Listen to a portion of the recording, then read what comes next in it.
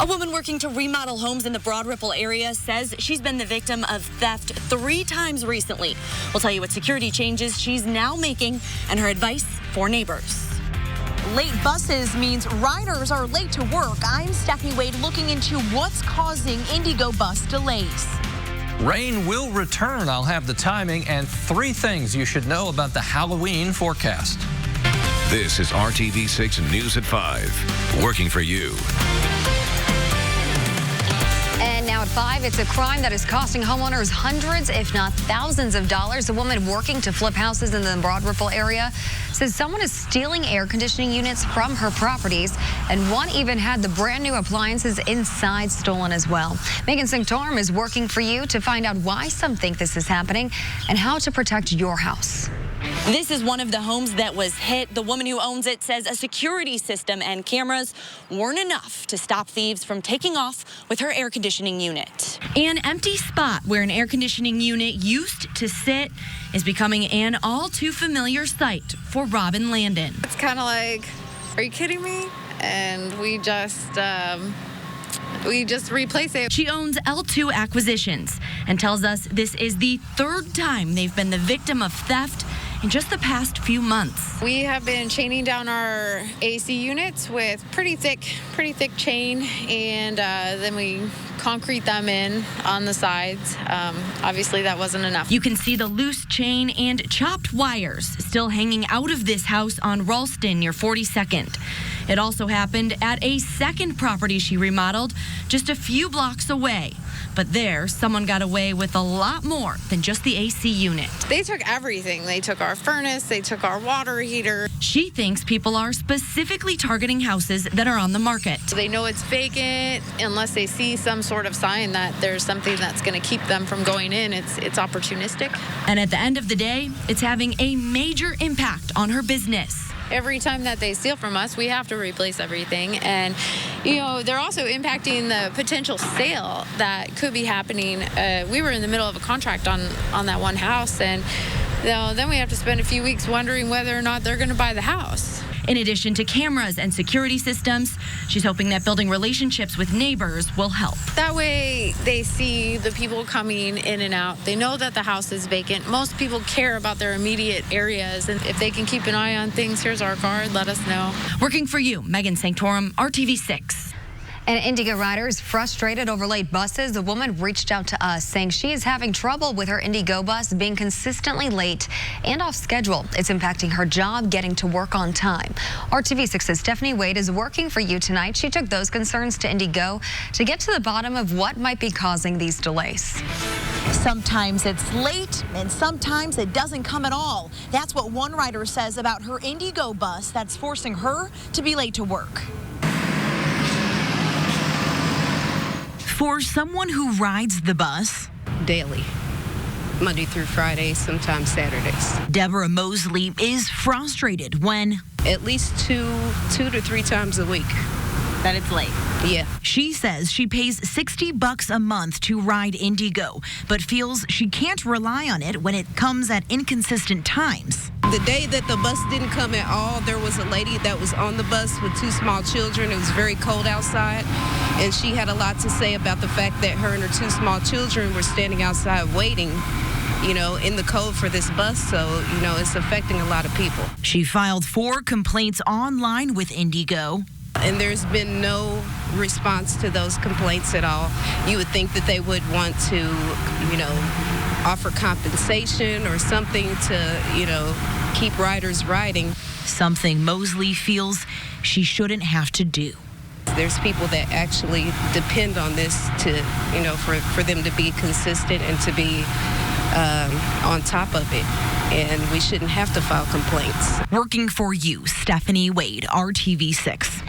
And we reached out to Indigo this morning about these concerns and just received a response. A spokesperson telling us in part, quote, Indigo is committed to improving the quality of service we provide to our riders. Indigo recognizes that sometimes incidents do occur that impact service quality. Traffic conditions, weather, and number of bus operators and their driving styles are all variables that contribute to the customer experience, end quote.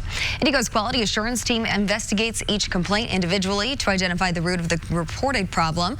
Now, they tell us they have received Mosley's complaints, and she says she will receive a personalized phone call.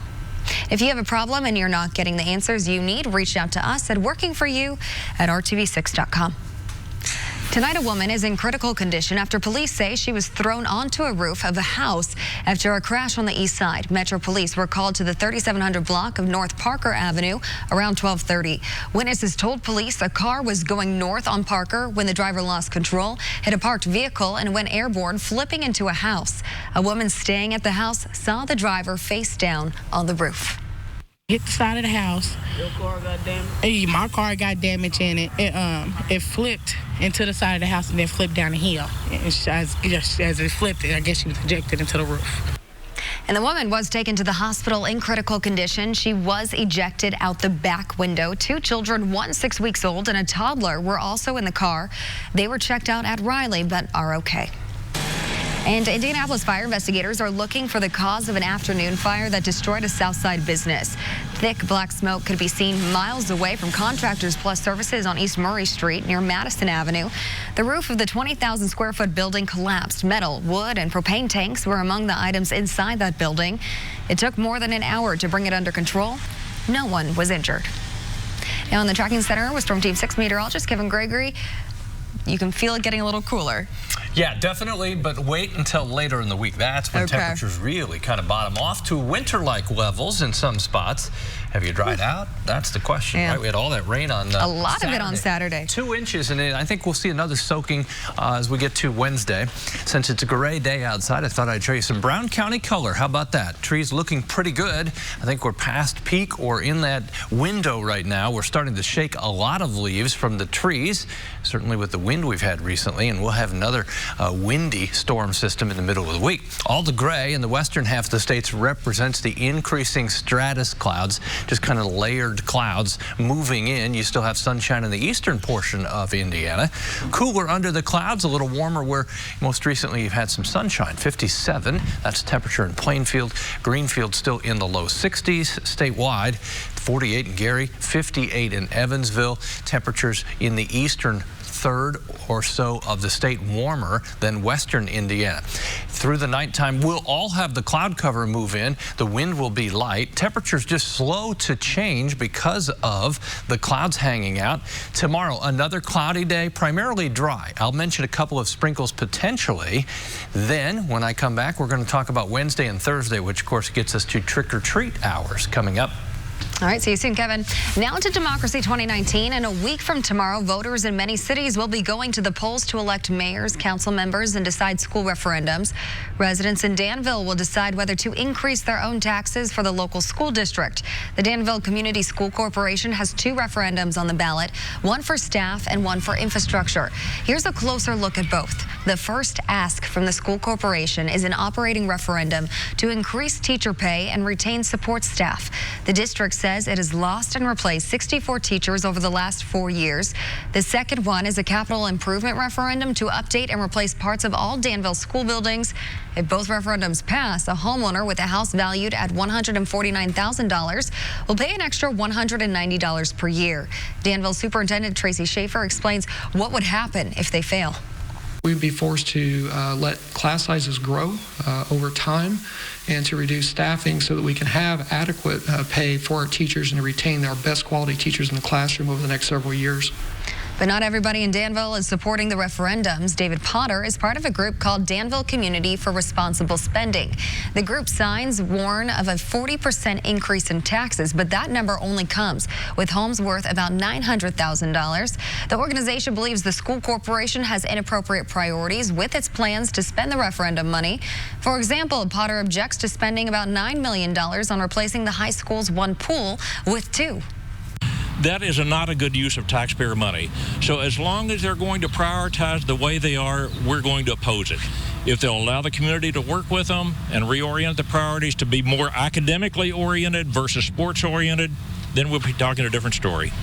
The district says the 47-year-old pool is at more than double its usual lifespan and is the only community pool in Danville open year-round. And all this week on the News at 5, we'll take a look at the details of all the referendums school districts in central Indiana have on the ballot November 5th. We'll be explaining the asks in Lawrence Township, Zionsville, Center Grove, and Carmel Clay schools. And coming up all this week on the News at 6, we will talk to 3 candidates in the race for Indianapolis mayor. We will tackle a new topic every day, from crime to potholes. Tonight, homicides. And you've seen our reports the last couple of years about veteran race car driver John Andretti's very public battle with stage 4 colon cancer. But today he was back in Indianapolis to support a cause very dear to him, helping sick kids. We talked with John, and sports director Dave First is here with that. Dave. Amanda, thanks. It is really a summer staple in the racing world. The annual Race for Riley, presented by Pepsi, an effort, of course, spearheaded by John Andretti, with money raised going to the Riley Hospital Foundation, Riley Children's Hospital as well. The official check being handed out today. Inside Kroger on 10th and Shailen. Inside, John all smiles. Crazy to think this is the 23rd year now for this event. And the check, $360,000. Other donations actually sent the real number up around $550,000. John's son and Jarrett there, Dave the King Wilson, all on hand. It was last June, Newcastle Motorsports Park, the place to be, the annual event where pro and amateur karters come together. All the more special now, of course, for John, as his own battle with colon cancer continues. John admitted he could use a little distraction. He's been through all the chemo. He's now at the clinical trial stage and relates more than ever to the kids he sees on an annual basis at Riley. You looked at them and you go, how do these kids fight through every day and then bring a smile, you know, when you come in? And the little victories that they have are big victories, and I realize those now. You know, before I could only think about them. Now I know exactly what they're talking about. I mean, if I have a kind of good day, I'm really happy at the end of the day. John admits he's used to getting the bad news, could use a little dose of good news here and there. Certainly got that today. He remains, though, determined to fight to the end. Great to see John back in town. By the way, the total number over the year, 23 years, the total raised now close to $5 million. Coming up tonight on the News at 6 o'clock, our Sports Extra Spotlight on the GOAT. The 46-year-old Anna Vinatieri, another leg up despite missing 2 kicks earlier in the day. Vinny's 29th game-winning kick yesterday. Brad Brown with In Vinny They Trust, all new at 6. Still ahead at 5:30 on RTV6, a driveway paving operator accused of taking money and not doing the work is supposed to appear in court. Call 6 Investigates is at the courthouse where things did not go as planned. But first, the road closed signs look like they'll be up a little longer than expected. Why a new bridge likely won't open as soon as anticipated.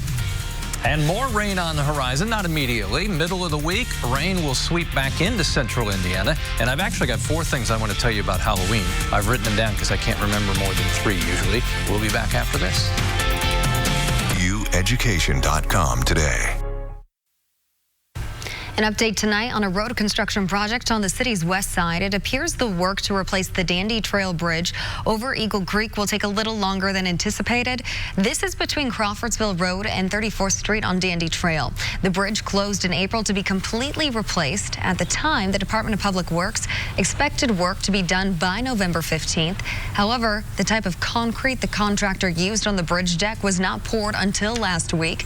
That means the Indiana Department of Transportation standard requires additional time to allow the concrete to cure before the final sealing. It's now anticipated the bridge will be open by mid-December. DPW will recommend that the contractor be fined for the delay. If you ever thought about a career in law enforcement, the Indiana State Police might be right for you.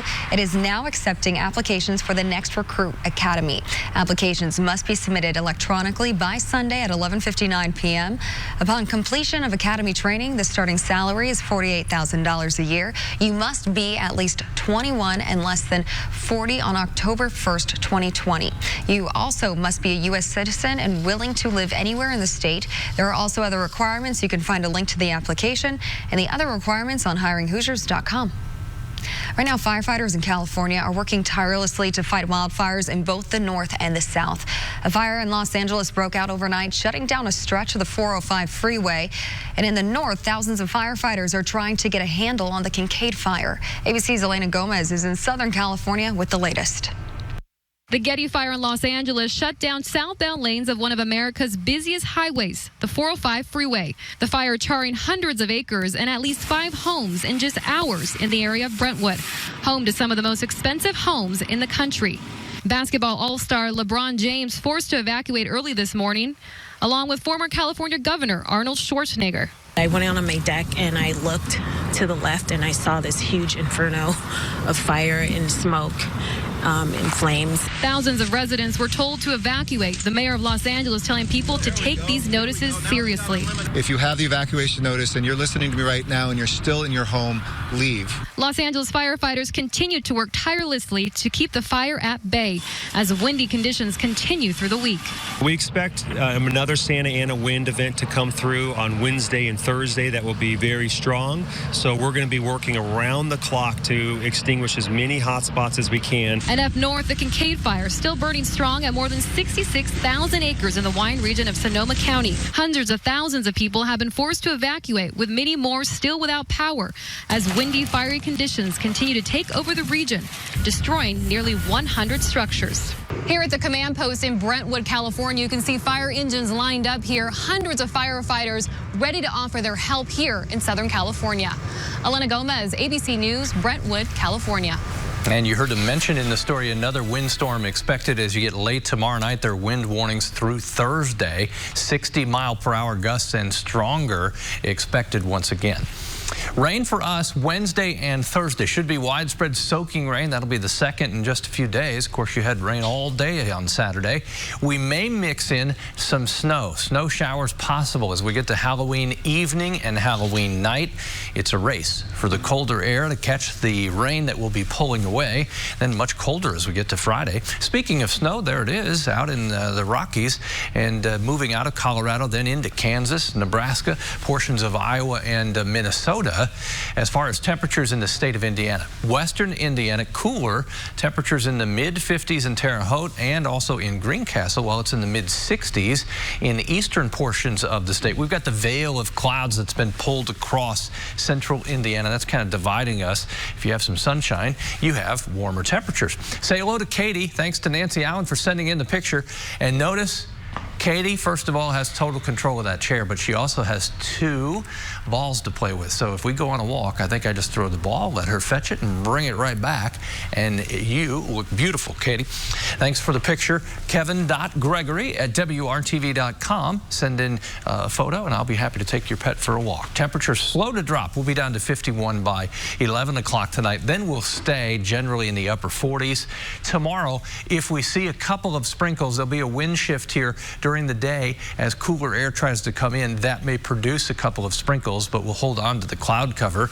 Temperature 56 at noon and barely to 60 if we're lucky in the afternoon hours. The western portion of the state will be cooler in the lower 50s. Turns wet on Wednesday. Temperatures lower 50s for the high. As we get to Wednesday afternoon, temperatures to the south and east will be warmer than northwest by quite a bit. I think we'll see this temperature range that we have now the next several days. Cooler air will start coming in from the northwest. Wednesday morning, cloudy sky. The rain starts to come in as we get to the afternoon and evening hours, and then it will stick around right on through Thursday night.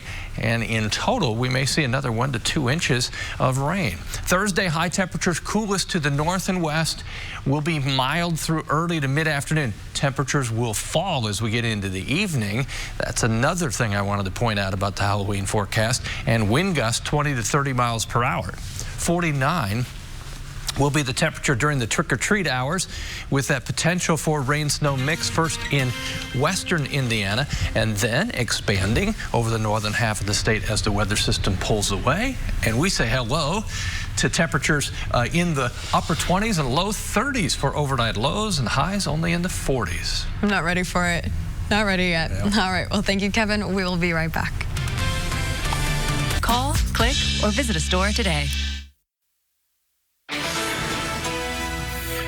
Hello and a very good day to you. I'm Julie Grant with Court TV Live, and what a day it has been as we continue our gavel-to-gavel coverage of the state of Wisconsin versus Ezra McCandless. And today, she took the stand and testified in her own defense. McCandless being accused of murdering one of her lovers, stabbing him to death. She says the stabbing was done in self-defense. The state says no, it was cold-blooded murder.